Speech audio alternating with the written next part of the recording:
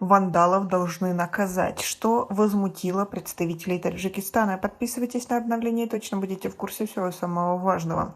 Аким Астаны Женис Касымбек заявил, что вандалов, растащивших фрукты и ломавших прилавки на ярмарке таджикских фермеров, привлекут к ответственности. Некоторые казахстанцы на ярмарке ломали навесы, прилавки, декорации. Также были факты нарушения общественного порядка.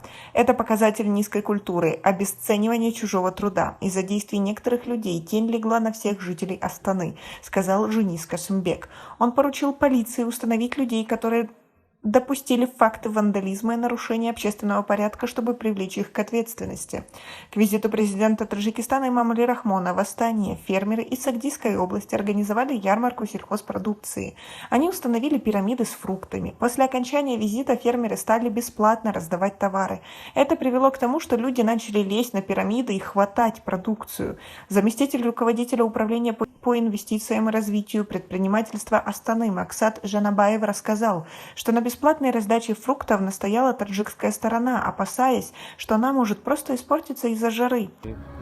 Изготовили плов на большом казане объемом более 1 тонны, что является очень понравилось жителям столицы, жителям и гостям столицы Казахстана. Мы и предлагали по нашим традициям, по вашим тоже традициям, восточным традициям.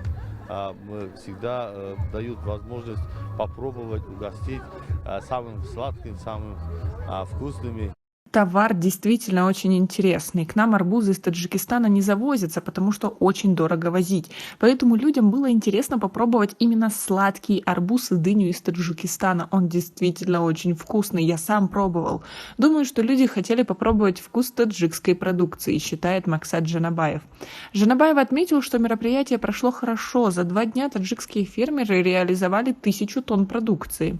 Часть продали, какую-то часть, которая висела на елках в пирамидах, они раздавали бесплатно. Люди, которые карабкались на пирамиды, это были сами фермеры, которые ставили пирамиду. Они раздавали, чтобы наши жители не залезали на эту самую пирамиду. Это было в целях безопасности, объяснил Жанабаев. Напомним, ярмарку сельскохозяйственной промышленности продукции из Таджикистана 26 августа посетил также Эмомали Рахмон и Касым-Жомарт Токаев. Они осмотрели традиционные таджикские костюмы, ковры, ткани, декоративные изделия из керамики, музыкальные инструменты.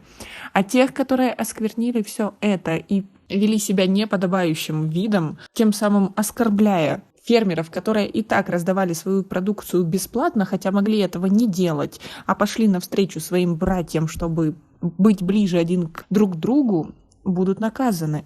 Вандалов найдут. Это пообещали как местному населению, так и таджикским представителям. А вы думаете, будет ли это? У нас пока на этом все. Оцените наше видео подпиской и лайком. До скорой встречи.